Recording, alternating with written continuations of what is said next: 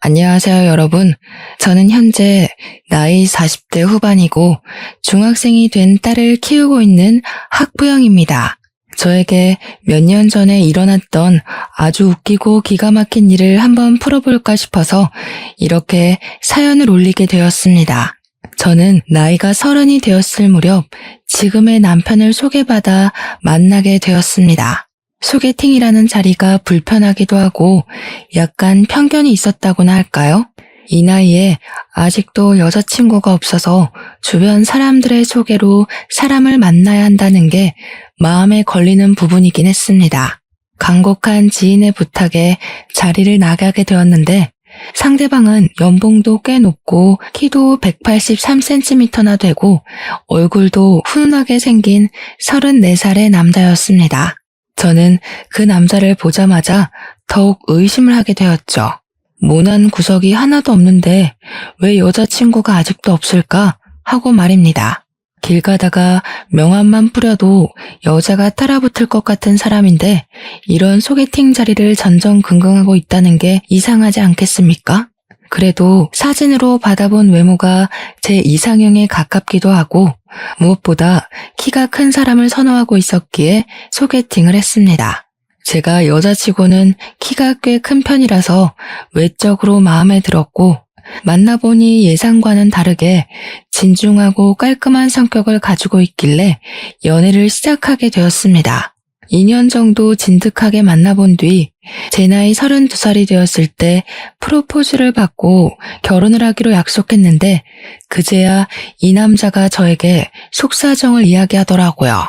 사실은 자기가 오래전에 결혼을 약속했었던 여자가 있었는데 파혼을 하게 되었었다는 과거 연애사였습니다.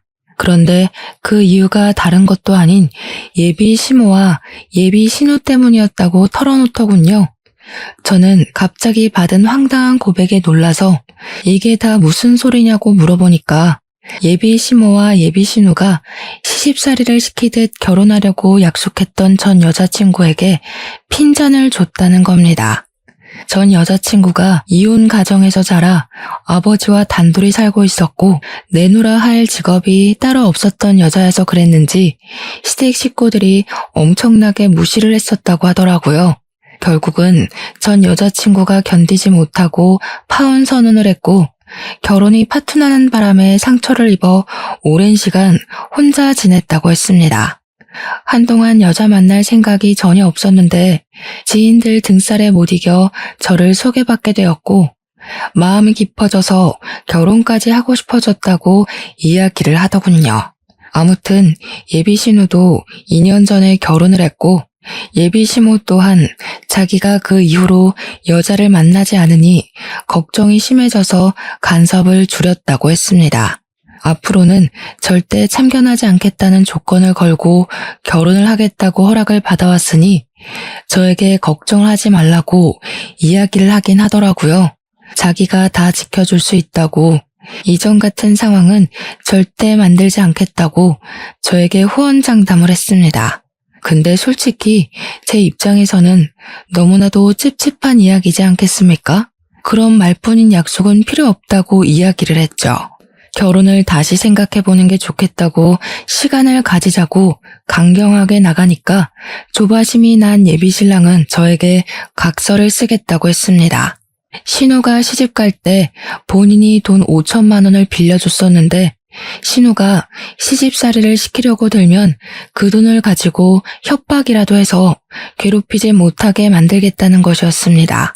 시모가 괴롭힐 경우를 대비해서 1년 동안은 혼인신고를 미루고 살았으면 좋겠다 하니 그 조건까지 받아들이고 각서를 쓰자고 하더라고요. 아파트 명의도 제 명의로 해두겠다고 생활비 통장이며 적금 통장이며 전부 제 명의로 해주겠다고 했습니다. 무슨 일이 생겨도 본인에게 무조건 이야기해달라고 하는데 믿음이 가더라고요. 그래서 약속했던 모든 걸 꼭 지켜달라고 신신당부를 한 뒤 결혼을 준비하게 되었습니다. 아니나 다를까 시댁에 인사를 드리러 갔더니 예비 시모가 저를 보자마자 입을 열었습니다. 대학을 어디 학교 나왔어? 우리 아들 만나기 전까지 남자는 몇 명이나 만나봤어? 음식은 좀 할 줄 알아? 아침에는 몇 시쯤 일어나니? 하면서요. 물어볼 게 얼마나 많은 건지 제가 입을 열기도 전에 질문만 수십 개가 쏟아지는 듯한 느낌이었습니다. 어안이 벙벙했던 저는 날카롭지 않게 대꾸하려고 그런 질문은 왜 하시는 거냐고 조심스럽게 물어봤습니다. 그랬더니 예비 시모가 하는 말이 자기가 궁금해서 물어보는 건데 왜 라는 말은 왜 하는 거냐고 하더라고요. 저도 밀리지 않으려고 질문하시는 내용이 조금 이상한 것 같다고 대답했죠. 그때까지만 해도 예비 시모를 최대한 존중하려고 노력했습니다. 저는 예비 시모에게 대학은 땡땡 여대를 나왔고 남자를 몇 명 사귀어 봤냐는 질문에는 딱히 대답할 가치가 없는 것 같다.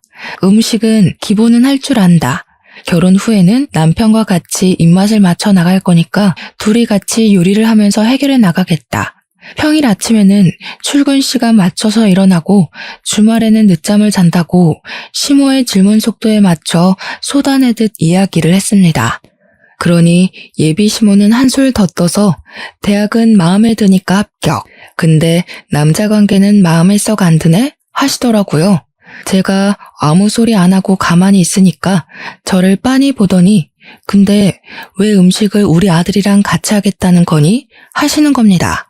그래서 저도 속으로 더 이상 대우를 해줬다가는 내가 말리겠다 싶어서 웃으면서 대답했죠.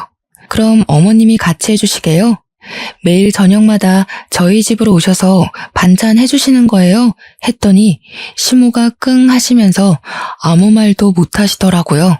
저한테 주말에도 일찍 일어나라고 하시면서 시댁에 게으름 피우면 안 된다고 평일이랑 똑같이 일어나라고 말도 안 되는 트집을 잡더라고요. 알겠다고 대신 남편이랑 같이 아침부터 일찍 일어나서 운동도 하겠다고 했더니 자기 아들은 피곤해서 주말에는 쉬어야 한다고 호들갑을 떨더라고요. 저도 일하는 사람인데요. 그럼 저도 쉬어야 하지 않을까요? 자기야, 우리 주말에는 배달 음식 시켜 먹으면서 좀 쉬자 했죠. 제가 평소에 되바라진 애는 절대 아닌데 남편이 시댁에 방문하기 전에 저에게 언지를 했던 내용이 있었잖아요. 고부간의 갈등이라든지 시집살이라든지 거기다가 자기가 무조건 제 편을 들어주겠다고 각서까지 썼으니까 뒤는 보지도 않고 일단 지른 거죠. 속으로 이렇게까지 이야기해도 되나 싶긴 했지만 가만히 있으면 우습게 볼 것 같더라고요. 일부러 더 되바라진 척 해가면서 할 말 다 하고 나니까 속은 엄청 시원했습니다. 시모랑 어영부영 대치하는 상황에 뒤늦게 그 자리에 예비 신우가 왔습니다. 저를 현관 입구에서부터 아래 위로 쓱 한번 훑어보더니 어머, 이 아가씨가 결혼한다던 그 아가씨야? 하더라고요.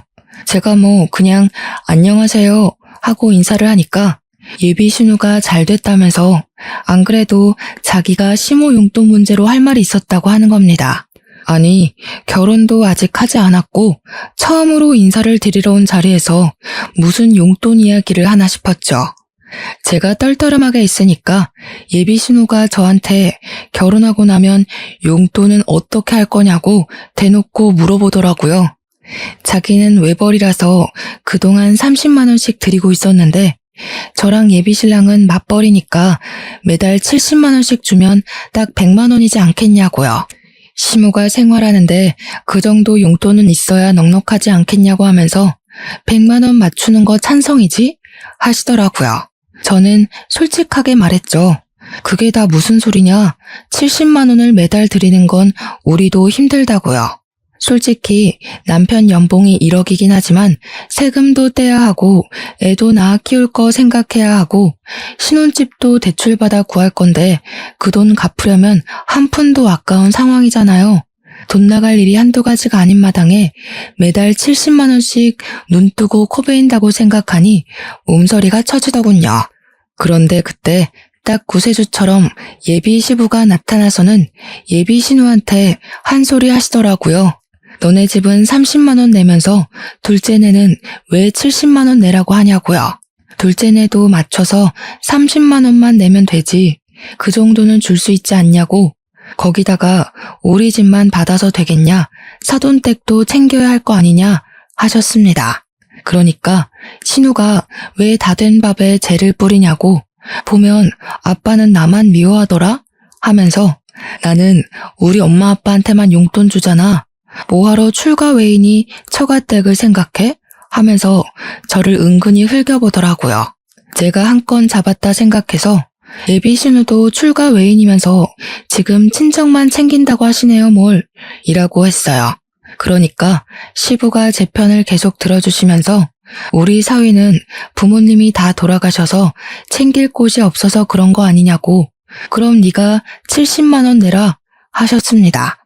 신우가 놀래서 자기네 형편에 무슨 70만 원을 내라고 하는 거냐고 했습니다.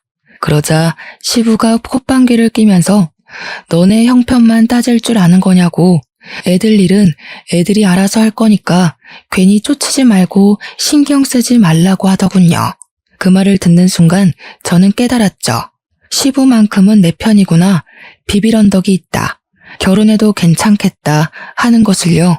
신우가 입을 삐죽이면서 시모 눈치만 보고 아무 말도 못하는 걸 보니까 시부 말이 최고구나 하는 걸 느꼈습니다. 당연히 우리 집에서는 뭐 연봉 1억에 키도 크고 얼굴도 훈훈하게 생긴 우리 남편을 당연히 쌍수 들고 좋다고 하셨고요. 앞으로 잘하겠다고 절을 하는 남편의 뒤통수를 보면서 이 사람 하나 믿어보고 결혼하자 하고 결심했습니다. 양가 상견례 자리 분위기 자체는 나쁘지 않았었는데 아주 미묘한 사건 한 가지가 터졌습니다. 신혼집은 남편과 제가 같이 대출을 받아서 구하기로 했고, 혼수는 양가에서 반반씩 지원을 해주시기로 말을 다 마쳤습니다. 예단이니 예물이니 한창 떠들면서 훈훈한 분위기를 이어가는 와중에 신우가 갑자기 음식을 앞에 두고 우욱하면서 헛구역질을 하는 거예요. 순간 온 가족이 얼음이 되어서 신우를 빤히 쳐다보니까 신우가 웃으면서 사실 자기가 임신을 했다고 이야기를 하는 겁니다. 저는 기가 막히고 코가 막혔죠. 다른 자리도 아니고 굳이 저와 남편의 상견례 자리에서 임신했다고 말을 하는 게 뭔 행동인가 싶어서요. 제가 저도 모르게 허 하면서 신우를 바라보니까 신우가 자기 임신한 사실을 많은 사람들 앞에서 축하받고 싶었다고 하는 겁니다. 거기서 멈췄으면 사연에 덧붙이지도 않았을 텐데 글쎄 이 정신 나간 신우가 우리 부모님한테 그러는 거예요. 임신한 게 축복이니만큼 사돈 어르신들도 자기한테 선물 하나 해주시라고요. 제가 속으로 이게 무슨 개 같은 경우인가 하고 신우를 보고 있는데 저희 부모님도 무척이나 당황하신 거죠. 말로는 축하드려요 사돈 하는데 시모가 축하하면 성의를 보이심이 어떠냐고, 사돈 댁에서 선물 하나 해주세요. 말로만 축하하지 마시고요. 하는 겁니다. 어쩜 그리 모녀가 쌍으로 뻔뻔할 수 있는지 제가 가만히 있어서는 안 되겠다 싶더라고요. 그래서 신우한테 다른 날도 아니고 제 상견례 자리에서 갑자기 이게 무슨 소리냐고 사납게 물어봤죠. 그러니 신우가 눈 동그랗게 뜨고는 뭐가 문제냐는 식으로 올케는 내가 임신 소식 전하는 게 아니고 하는 거예요. 완전히 여우가 따로 없죠. 저한테 다 뒤집어 씌우려고 저런 소리를 하는 거잖아요. 제가 그 자리에서 싫은데요? 하면 속 좁은 사람이 되는 거고, 축하드려요 하면 꼼짝없이 선물을 바쳐야 하잖아요. 근데 남편이 딱 그러더라고요. 선물을 왜 우리 장인 장모한테 해달라고 하냐고요. 매형이 그 정도 능력도 없는 사람이냐면서 제 편을 딱 들어주는데 속이 시원하더라고요. 시부가 남편 편을 들면서 그러더라고요. 가족끼리 선물은 무슨 건강관리나 잘하라고요. 허구한 날 빨빨거리면서 싸돌아다니지 말라고요. 시부가 혀를 끌끌 차면서 너도 이제 자식이 생겨서 느끼겠지만 부모가 돼서 속도 썩고 고생을 해봐야 알지 하셨습니다. 이게 덕담인지 고생하라고 저주를 퍼붓는 건지 살짝 헷갈리긴 했어요. 신우가 씩씩거리면서 말로만 축하하는 게 어디 있냐고 두 손을 내미는데 제가 그랬죠. 엎드려 절받기도 아니고 마음에서 우러러 나오는 선물을 받으셔야 하지 않겠냐고요. 달라고 우겨서 받아내면 그게 강탈이지 선물인가요? 제가 아기 베넷 저고리 정도는 해드릴 수 있다고 했습니다. 제가 막 기분을 살살 건드리면서 이야기를 하니까 저희 부모님도 깜짝 놀라시더라고요. 제가 평소에 그런 말을 하는 애가 아닌데 날선 반응을 일으키니까 저희 부모님이 저를 발로 툭툭 치셨지만 저는 오르쇠했습니다. 아무튼 신우가 자기는 연말쯤 출산할 예정이라고 하는데 저희가 말을 나눈 결혼식 날짜가 연말이었거든요. 천천히 결혼 준비해서 그쯤 결혼식을 올리면 괜찮겠다 했더니만 신우 출산이랑 겹쳐질 것 같더라고요. 다시 날짜를 상의하면서 결혼식을 조금 일찍 하는 게 좋겠다 하는데 신우가 그러는 겁니다. 결혼식에 예쁘게 입고 가려면 몸매 관리도 좀 해야 하니까 더 미뤘다가 자기 살 빼면 하라고요. 기가 막히지 않습니까? 이게 말인지 똥인지 어이가 없어서 제 결혼식에 신우 몸매가 뭐가 중요하냐고 그냥 서둘러서 하겠다고 했죠. 원래 일이라는 게 연달아서 터지기 마련이잖아요.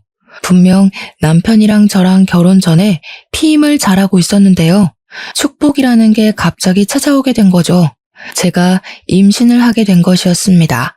그래서 예정했던 결혼식 날보다 훨씬 당겨서 결혼식을 올리게 되어 부랴부랴 준비를 하게 되었습니다. 너무나도 급작스럽게 이뤄진 결혼에 양가에서도 개눈 감추듯 결혼식을 올리게 되었다며 조금 서운해하시기도 했죠. 근데 원래는 각서에 결혼하고 나서 1년 동안은 혼인신고를 하지 않기로 했었잖아요. 아이가 생겨서 혼인신고를 하긴 해야 할 것 같은데 당장 하기에는 또 마음에 걸리고 남편과 상의 후에 아이 낳기 전에 혼인신고를 하자고 약속을 하게 되었습니다. 저의 출산일은 다음 해 2월이었어요. 배가 나오기 전에 식을 올려야 한다고 생각을 했기에 천천히 여유를 가지고 준비하려고 했던 결혼식을 2달 만에 준비했고 저는 임신 4개월째에 결혼식을 올리게 되었습니다. 시댁에서는 겹경사라고 손주가 2이나 생긴다면서 엄청나게 좋아하셨고요. 저는 임신을 해서인 건지 결혼하고 나서 엄청난 간섭과 시집살이에 시달릴 거라 생각했던 것과는 반대로 걱정할 일은 전혀 없었습니다. 시모도 그렇고 신우도 그렇고 임신을 해서 그런 건지 트집 잡는 걸 딱 멈추셨거든요. 시댁에는 제사할 것도 딱히 없었고 명절에도 딱 하루만 시간 내서 같이 보내고 집으로 각자 돌아가는 그런 시기였습니다. 그래서 명절에도 뭐 밥을 한다거나 벌초를 간다거나 하는 일이 없었죠. 그렇게 시간이 흐르고 흘러서 12월이 되어 신우는 건강하게 아들을 출산하게 되었고요. 저도 그 다음 해에 2월에 아들을 출산을 했습니다. 건강하고 뽀얀 우리 아들을 보면서 정말 남편과 끌어안고 얼마나 울었는지 모르겠습니다. 시부모님은 2분 다 갑자기 생긴 손주 둘에 푹 빠져서 정신이 빠질 정도로 좋아하셨는데 아무래도 우리 아들이 대를 이어야 할 아들이라고 생각하셨던 것 같아요. 시부가 티가 날 정도로 우리 아들을 더 예뻐해 주시긴 했거든요. 과자를 사 먹으라고 용돈을 마구마구 찔러주셨고요. 신우는 항상 그걸 가지고 불만을 토로했고 차별당하는 기분이 좋지 않다며 저에게 계속 이야기를 해댔습니다. 아무래도 시부성을 따른 손주가 더 귀한가 보다 하면서 차별 노래를 불러대니 저와 남편은 가시방석에 앉은 듯 했죠. 미안한 마음도 들고 하니까 저랑 남편이 일부러 신우네 아들 선물을 더 많이 챙기기도 했고요. 근데도 신우는 고마운 줄 모르고 맨날 우리 아빠가 나는 출가 외인이라 그러냐? 우리 애는 신경도 안 쓰네 하면서 서운해했습니다. 불만만 가득 뿜어대면서도 시댁에 와서 죽치고 있으니까 저도 너무 불편했죠. 하지만 시부가 매번 저에게만 용돈을 따로 찔러주시니까 할 말이 없는 입장인 거예요, 제가. 그렇게 시간이 흐르고 흘러서 3년쯤 흘렀던 어느 날 시부가 갑자기 우리 아들에게 뭐 필요한 거 없냐고 물어보시더라고요. 곰곰이 생각을 해보니 이제 슬슬 책이나 교구 같은 걸 사줘야겠다 하고 마음을 먹었었거든요. 가격이 꽤 나가서 고민 중이었는데 시부가 물어보니까 냉큼 동화 전집이랑 교구 같은 게 있었으면 좋겠다고 이야기를 했죠. 근데 통도 크게 120만원짜리 교구 세트를 주문을 해주신 거예요. 저한테 자기가 후기 100개도 넘게 보면서 고른 거라고 하시는데 너무 마음에 들었죠.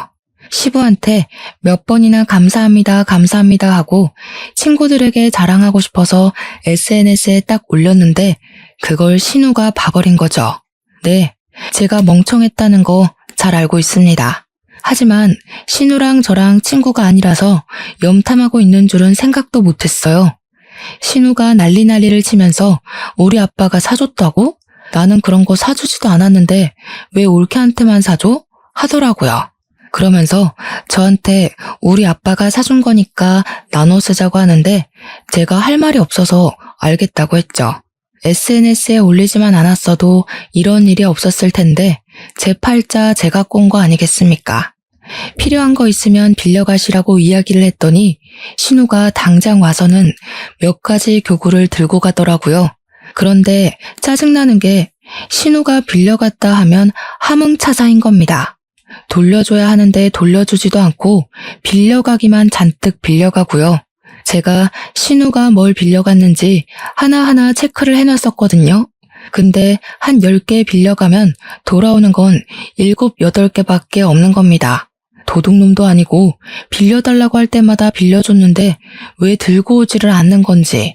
거기다가 낙서 같은 것도 해오고 잘 떨어지지도 않는 스티커를 잔뜩 붙여오기도 하고요. 아무리 가족이라지만 남의 것인데 깨끗하게 다룰 생각은 안 하고 일부러 더 저러는 것 같았습니다. 당연히 저도 참지 않고 신우한테 막 뭐라고 했죠. 빌려간 건 10개인데 오는 건 왜 7, 8개밖에 없냐? 이 낙서들이랑 스티커는 다 뭐냐? 우리 아이 교구랑 책에다가 왜 조카 이름을 적어두냐고요.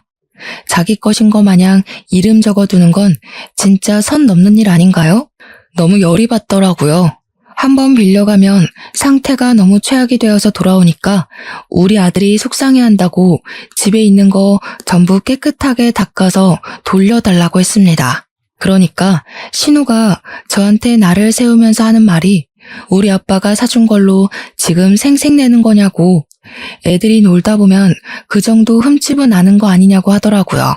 저한테 더럽고 치사해서 돌려준다고 신우 집에 있던 교구들을 죄다 돌려주는데 진짜 하나같이 정상인 물건이 없었습니다.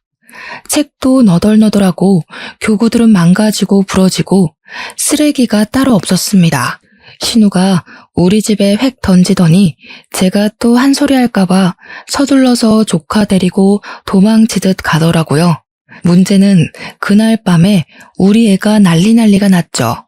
왜 그러냐고 물어보니까 빠방이 하더라고요.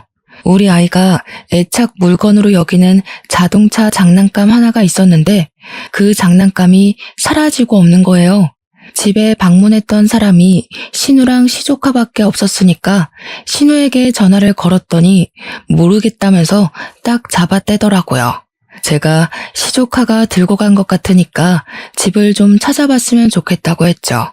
그러니까 신우가 하는 말이 그거 얼마 하지도 않는 장난감 아니냐고 우리 애한테 그냥 주라고 그러는 거예요. 물론 가격 자체는 얼마 안 하는 거긴 했지만 우리의 애착 장난감이잖아요. 꼭 그 물건이어야만 하는 거거든요. 열받아서 신우한테 새 거 하나 사줄 테니까 집에 들고 간 건 돌려달라고 이야기를 했더니 신우가 약을 올리는 거예요. 뭘 새 걸 사주냐고, 우리 애도 이게 마음에 드는 것 같은데 너네가 새 거 써, 이래요. 아니 도둑도 아니고 자기가 들고 가놓고 처음에 모른 척하면서 없다고 잡아뗀 건 뭐냐고요, 환하게. 다음날 시부가 오랜만에 밥 먹자고 불러서 시댁에 가기로 했는데 속으로 완전히 벼르고 있었습니다. 시댁에 도착해서 시부랑 시모 다 있는 데서 신우한테 손 딱 내밀고 우리의 장난감 돌려주라고 했죠. 그러니까 신우가 인상을 팍 쓰면서 아니 아직도 장난감 타령을 하고 있냐고 하는 겁니다. 그거 뭐 하면 얼마나 한다고 그냥 우리 애 주라고 하지 않았냐고 신우 말이 웃음냐면서 으르렁거리더라고요. 제가 어이가 없어서 신우를 향해 싸늘하게 이야기를 했죠. 신우, 지금 조카를 도둑 새끼로 키우려고 그래요? 남의 물건을 몰래 훔쳐갔으면 신우라도 정신 차리고 돌려주라고 해야 하는 게 맞지 않아요? 그러니까 신우도 삿대질을 하면서 너 지금 뭐라 그랬어? 하고 시모도 어머어머 하면서 난리가 났더라고요. 어디 신우한테 그런 말버릇을 하고 앉아있냐면서 세상 말세다 하는데 시모를 째려보면서 한술 더 떴죠 제가. 어머님은 조용히 있으세요. 우리 집에 물건 주러 와놓고는 훔쳐갔다고요. 아니 옳게 무슨 말을 그렇게 해? 애가 마음에 들어서 가지고 온 걸 가지고 도둑이니 뭐니 말이 너무 심한 거 아니야? 말이 심하다고요? 조카를 그렇게 키우면 애가 나중에 도둑밖에 더 되겠어요? 마음에 들어서 가지고 온다니 그게 어느 나라 법입니까 도대체? 돌려주세요 그 자동차. 와 옳게 무섭다 정말. 그거 얼마나 한다고 치사하게 군다? 치사하다고요? 신우가 가져가서 쓰레기로 만들어 온 교구가 한두 개인 줄 아세요? 아버님이 사주신 교구의 반 이상을 신우가 가져가서 쓰레기로 만들어 왔잖아요. 빌려갔으면 곱게 돌려줄 줄 알아야지. 죄다 망가뜨리고 부러뜨리고. 우리 애는 한 번도 써보지 못한 교구도 있어요. 그러자 시모가 교구는 무슨 교구? 하면서 은근히 끼어들더라고요. 신우는 여기서 왜 그런 소리까지 하냐면서 괜히 부채질하고 있고요. 이때다 싶어서 시부모 다 있을 때 확 그냥 터뜨려버렸죠. 시부가 저희 아이를 위해 사주신 건데 정말 너무 속상했거든요. 아버님이 저희 아이 쓰라고 사주신 교구가 있는데 그걸 알게 된 신우가 난리를 쳤어요. 애 차별하는 거냐고. 왜 우리 아들만 사주냐고 난리를 치길래 저도 죄송해서 같이 나눠 쓰자고 했죠. 빌려주면 갖다 주기로 했으면서 빌려가기만 하고 가져다 주질 않더라고요. 돌려줘도 낙서해두고 찢고 망가뜨려서 주고요. 도대체 조카 이름은 왜 적어두는 거예요? 우리 아이 건데? 그 말이 끝나기 무섭게 시부가 버럭하면서 신우한테 너 그게 진짜야? 하더라고요. 그러면서 뒤이어 나온 말은 저를 경악에 물들게 했습니다. 너 내가 교구 사준다고 했을 때 네가 네 입으로 뭐라 그랬어? 그런 거 다 쓸모없다고. 애 장난감 사는 게 더 시급하다고 하면서 100만 원짜리 전동차 같은 거 사달라고 해서 사줬잖아.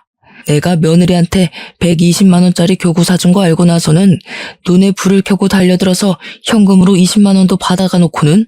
그러니까 시부한테 받은 건 입을 싹 씻고 저한테 차별하면서 저희 아이 교구만 망가뜨리고 있었던 거죠. 어떻게 사람의 탈을 쓰고 저런 짓을 아무렇지도 않게 하는지 기가 막혀서 신우한테 저게 다 사실이냐고 이야기를 했어요. 신우도 지금 받아놓고 나한테 빌려주기 싫어서 입을 싹 씻은 거냐고 막 달려들었습니다. 그러니까 신우가 당황해하면서 교구를 같이 쓰자고 한 건 옳게 아니냐면서 자기가 뭘 잘못했냐고 하대요. 저도 신우한테 그럼 조카의 전동차를 빌려달라고 당당하게 요구를 했더니 신우가 그건 우리 애가 너무너무 좋아하는 거라 없으면 안 된대요. 신우도 지금 우리 아들 액착 장난감 들고 가서는 안 돌려주는 거 아니냐고, 내가 하면 로맨스고 남이 하면 불륜이냐고 물어봤죠. 그러니까 자기도 할 말이 없는지 입을 꾹 닫고 가만히 있더라고요. 우리 남편이 조용히 정색하고 있다가 갑자기 문 밖에 세워진 애들 타는 자동차 같은 거, 그게 아빠가 사준 거냐고 시부한테 묻더라고요.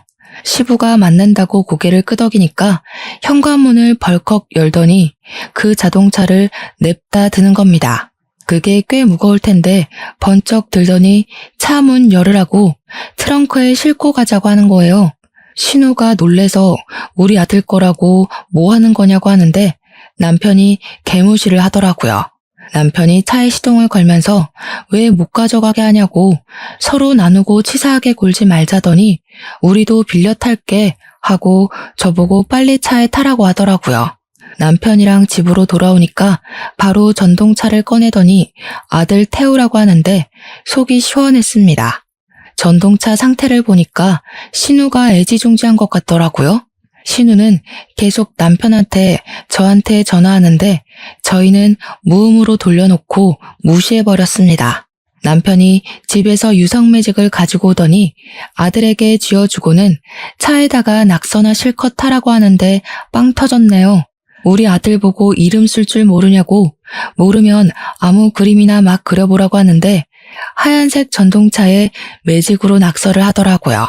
거기에서 멈추지 않고 남편은 집에 있는 잘 뜯어지지도 않는 종이 스티커를 막 들고 오더니 차에 붙이기 시작했습니다. 이 정도는 해줘야 제대로 된 복수 아니겠냐고 하면서요. 그날 저녁에 심해부가 퇴근을 했는지 신우랑 같이 우리 집으로 찾아왔더라고요. 큰 봉투에 그동안 돌려주지 않았던 우리 아들의 장난감을 바리바리 싸들고 와서는 전동차 달라고 하더라고요. 제가 이미 더러워진 전동차를 가리키면서 가져가세요. 우리 아들은 별로 재미없대요. 했습니다. 전동차에 낙서랑 스티커가 잔뜩이니까 시조카가 엉엉 울면서 자기 거 아니라고 이런 거 없었다고 하는데 신우가 저를 째려보더라고요. 꼭 이렇게까지 치사하게 굴어야 속이 시원하겠냐고 이야기를 하는데 저도 신우처럼 눈 동그랗게 뜨고 모른 척 했습니다. 제가 뭘 어쨌냐고. 신우도 우리 아들 거 이렇게 다루길래 저도 그래도 되는 줄 알았죠 하면서 눈치 없는 사람처럼요. 심해부는 우리 부부에게 아무 소리도 하지 못하고 전동차를 낑낑 들고 집에 가자고 신우랑 시조카를 데리고 가더라고요. 그 뒤로 우리 아들 장난감을 빌려달라고 한다거나 훔쳐가는 일은 없어졌습니다. 하지만 그 이후에도 몇 번의 비교질이 있긴 있었습니다. 하지만 저는 모든 사실을 다 알게 되었죠. 사실은 시부가 그동안 저에게만 용돈을 주었던 게 아니라는 사실을요.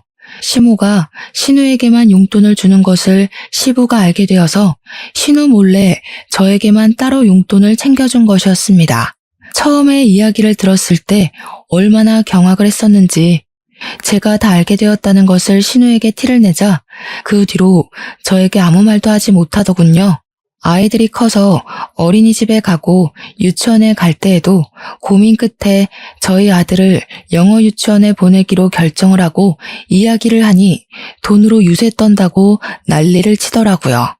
저희 돈으로 저희 아들을 영어 유치원에 보내겠다는데 신우가 왜 거품을 물고 달려드는지 결국에는 신우도 저희 보란 듯이 시조카를 영어 유치원에 보내기로 했다고 하면서 없는 형편에 사치를 부리더군요. 꾸역꾸역 유치원을 졸업하고 나서 초등학교에 입학을 하고 난 다음 또다시 일이 터졌습니다. 조카와 우리 아이가 초등학교 입학할 때 시부가 정년퇴직을 하시고 노후를 즐기시겠다고 선언을 하셨거든요. 우리 시부의 취미가 난 가꾸기, 꽃 심기 이런 것이었는데 정년퇴직을 하시고는 등산을 다니시기 시작하셨어요. 근데 등산이라는 게 보통 주말에 하는 취미잖아요. 주말마다 시부가 나가니까 시모가 은근히 저랑 신우를 붙잡고 시부가 바람난 것 같다고 하시더라고요. 제가 기가 막혀서 시부가 그럴 사람이냐고 나이도 벌써 70대 중반인데 바람은 무슨 바람이냐고 했죠.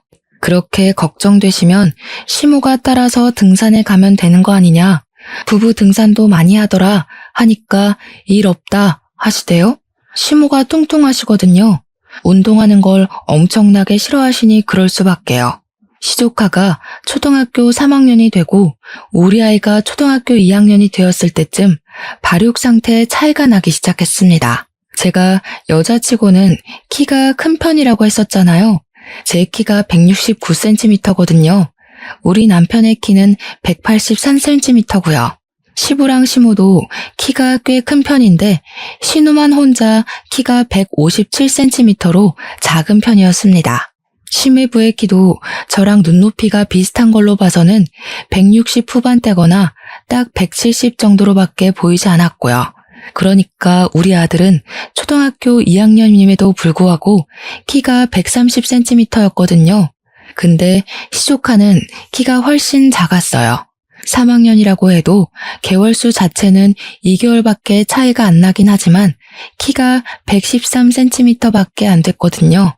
누가 봐도 우리 아들이 형처럼 보이고 그래서 신우가 키 가지고 엄청 스트레스를 받아 했었습니다. 그런데 우리 아이가 발육 상태가 좋은 만큼 밥을 정말 많이 먹고 가리는 것 없이 참 잘 먹어요. 저랑 남편이 부부 동반으로 일이 있어서 어쩔 수 없이 시댁에 하루 아이를 맡겼는데 그날 신우도 시댁에 조카를 데리고 방문을 한 거죠. 그날 저녁에 시부모님께 아이를 봐주셔서 감사하다고 인사를 드리고 집에 왔는데 애가 배가 고프다고 밥을 달라고 하는 겁니다. 저녁 안 먹었어? 하니까 짜장면을 먹긴 했는데 배가 고파 죽겠대요. 왜? 얼마 못 먹었어? 하고 물어보니까 자기는 매운 걸 전혀 먹질 못해서 짜장면을 시켰고 시조카는 매운 걸 워낙 잘 먹는다고 짬뽕을 시켰대요. 근데 막상 음식이 도착하니까 짜장면이 먹고 싶다면서 반을 덜어 가더라는 겁니다. 우리 아이가 매운 거 못 먹는 걸 뻔히 알면서 짬뽕을 먹으라고 덜어주더래요. 아이가 결국 짜장면 반 그릇으로 저녁 내내 시간을 보냈으니 당연히 배가 고팠던 거죠. 시조카는 짜장면에 짬뽕까지 다 처먹었다고 하는데 짜증이 확 나더라고요. 키 차이는 그렇게 나는데 시조카가 몸무게는 훨씬 더 많이 나가거든요. 소화비만 판정을 받을 정도로 몸이 퉁실퉁실했어요. 우리 아이에게 밥을 차려주면서 다음부터는 나눠 먹기 싫다고 하던가 아니면 곱빼기로 시켜달라고 이야기를 하라고 했죠. 한 3주쯤 지나서 부부 동반 모임에 참석하느라 아이를 또 시댁에 맡기고 모임이 끝난 뒤 데리러 가니까 우리 아이 표정이 좋지 않더라고요. 혹시 오늘도 짜장면 먹었어? 하니까 신우 눈치를 슬쩍 보면서 고개를 끄덕이는데 먹는 걸로 치사하게 굴었구나 싶었습니다. 시댁에 신우랑 시조카, 시모까지 다 있어서 거기서 이야기를 꺼냈죠. 우리 애도 짜장면 한 그릇 다 먹을 수 있는 아이라고 시조카에게 반 덜어주고 싶으면 앞으로 우리 아이는 곱빼기로 시켜줬으면 좋겠다고요. 그랬더니 우리 아이가 울먹이면서 곱빼기를 시켜달라고 했더니 소화비만 된다고 안 된다면서 말렸다는 겁니다. 제가 진짜 너무 화가 나서 시조카를 보면서 말을 했죠. 누가 누구 보고 비만 타령을 하는 거냐고요. 그러니까 신우가 지금 우리 애 들으라고 한 소리냐면서 눈에 불을 켜고 달려들더라고요. 지금 우리 애가 비만이라는 거야? 뭐야? 안 그래도 학교에서 6개월마다 체중 검사하는데 애가 자꾸 비만으로 떠서 스트레스 받아 한다고. 우리 애 앞에서 상처 주지 말고 말 좀 가려서 할 수 없어? 어머, 비만 맞잖아요. 학교에서도 살 빼라고 줄넘기를 강제로 시킨다면서요? 벌써 그러면 어떡해요? 보아하니까 식탐까지 있는 것 같은데. 너 그러면 살 못 뺀다? 근데 그 순간에 등산을 다녀온 시부가 현관문을 열고 들어오셨습니다. 시조카를 보면서 벌써 비만이면 어떡하냐고, 먹는 것부터 조절을 해야지 짜장면을 먹이면 어떡하냐고, 열량도 높은 음식이라고 2차 잔소리를 시작하셨습니다. 그러니까 신우가 키 크려면 가리는 것 없이 먹어야 하는 거라면서 비만은 무슨 비만이냐고 이거 다 키로 갈 거라고 하더라고요. 그래서 제가 풋 하는 소리를 일부러 내면서 웃었죠. 신우, 키는 유전인 건 몰라서 그래요? 신우도 작고 심해부도 뭐 아무튼 먹는 거 조절하는 게 좋을 것 같아요. 거기다가 운동을 해야 애 키가 클 텐데 이야기 들어보니까 주말 내내 시댁에서 휴대폰만 본다면서요? 그것도 누워서요. 시부가 듣다 안 되겠는지 시조카한테 앞으로 주말마다 할아버지 따라서 등산을 가자고 했습니다. 그러자 시조카가 기겁을 하면서 등산 죽어도 싫다고 하는 거예요. 시부가 등산이 얼마나 좋은 운동인지 아냐고 같이 가면 재밌을 거라고 하니까 시조카가 거기서 폭탄을 딱 던진 겁니다. 할아버지, 등산 가서 여자 만나는 거라던데 할머니랑 엄마가 할아버지 바람났다고 그랬어. 그 말에 당연히 집안 사람들 표정이 싹 굳고 사색이 되었죠. 저는 그런 이야기를 애 앞에서 했다는 것도 너무나도 놀랍고 신우랑 시모의 머리가 어떻게 된 건 아닐까 하는 생각이 절로 들었습니다. 시부가 너무 놀라서 눈을 껌뻑껌뻑 하더니 얼굴이 새빨갛게 달아올라서 시모랑 신우를 향해 소리를 치셨습니다. 뭐가 어쩌고 어째? 하는데 정말 집안에 접시가 깨져나가겠구나 싶을 정도로 큰 소리였습니다. 시모가 놀래서 아니 그게 아니라 하면서 변명을 할 준비를 하고 신우는 서둘러서 시조카의 입을 틀어막았습니다. 저와 남편, 그리고 우리 아들은 놀래서 아무 소리도 못하고 가만히 서 있었죠. 시부가 팔을 부들부들 떨면서 시모에게 삿대질을 했습니다. 이 인간들이 뭐가 어쩌고 어째? 바람? 이 할망구가 노망이 났나? 내가 등산을 같이 가자고 할 때는 죽어도 싫다고 하더니 바람이 뭐? 첫째 너는 생각도 없이 그걸 지 자식 있는 데서 씨부리고 있어? 부끄럽지도 않아? 뭐 잘난 소리라고 지 입으로 떠들어 제껴? 아니 아빠, 그냥 농담 삼아서 한 말인데 뭐 이렇게 화를 내고 그래.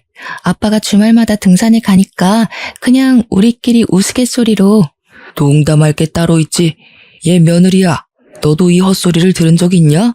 시선이 전부 저한테 한데 모였는데 이때다 싶은 마음도 슬쩍 들더라고요. 그래서 고개를 끄덕끄덕했죠.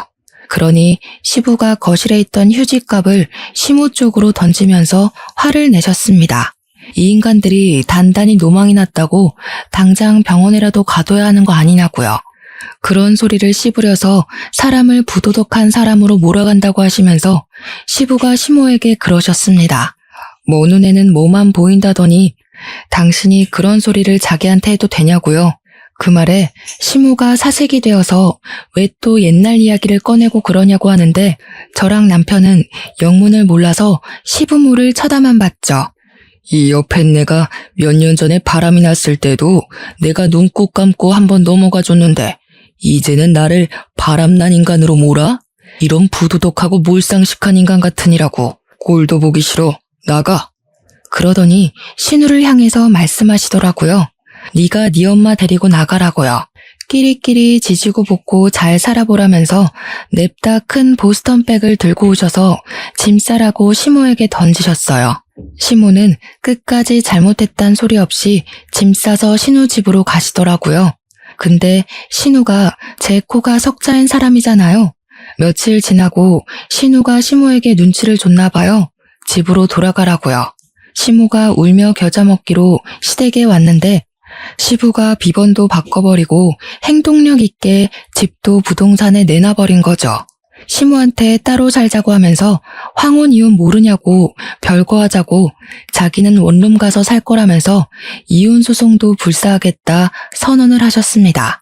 꼼짝없이 신우가 시모를 모시고 살게 됐는데 시모도 돈이 없으니까 우리한테 시모를 모시고 가라고 떠넘기더라고요. 하지만 우리 남편이 든든하게 제 편 들어주기로 했잖아요. 딱 잘라 거절을 했습니다. 누구 때문에 파혼했었는지 기억도 못하는 거냐고. 마누라랑 각서 쓴 게 있어서 시모 모시고 살면 당장 이혼이라고 했죠. 신우가 어이없어 하면서 그럼 매달 생활비라도 보태주라고 하면서 남편한테 둘 다 자식이니 그 정도는 해야 되지 않겠냐고 했대요. 우리 남편이 와이프에게 물어보겠다고 하면서 저에게 뭘 물어보는 신용을 하더니 바로 신우한테 그러대요. 누나, 나 생활비는 못 도와줄 것 같아. 우리 와이프가 누나 시집 갈 때 빌려준 5천만 원도 받아오라고 하는데 어떻게 생활비 이야기를 하겠어. 우리 남편이 한술 더 떠서 말을 하니까 제가 나설 필요도 없었습니다. 신우는 당황해하면서 그 돈 결혼 선물로 준 거 아니냐고 하니까 남편이 모르는 척 하더라고요. 누가 원수 같은 누나 결혼하는데 5천만 원이나 선물로 줘? 그때 차용증 쓴 거 내가 아직 가지고 있는 거 몰라서 그래? 신우는 남편 보고 독한 인간이라고 그걸 아직까지 가지고 있냐고 하더니 그 뒤로 생활비 보태라는 말이 쏙 들어가더라고요. 결국 시부랑 시모는 시부의 강력한 바람으로 이혼을 했고요. 시부는 지금 우리 집 근처 원룸에서 혼자 노후 라이프를 즐기고 계세요. 신우랑 시모는 맨날 나가라 못 나간다 하면서 싸우고 있다고 신우가 가끔 저에게 전화와서는 시모 모시고 가면 안 되겠냐고 하는데 누가 그 제안을 받아들이겠습니까? 당연히 거절하고 있고요. 남편은 결혼 전에 저에게 약속했던 대로 커다란 벽이 되어주고 있어서 시모도 차단해버리고 아이와 시부와 즐거운 시간 보내면서 살고 있습니다. 이래서 사람이 너무 욕심만 부리고 심술만 부리고 살면 안 된다는 걸 깨닫게 되네요. 여러분들도 이런 어처구니 없는 일을 당하시면 당황해하지 마시고 현명하게 잘 대처하길 바랍니다.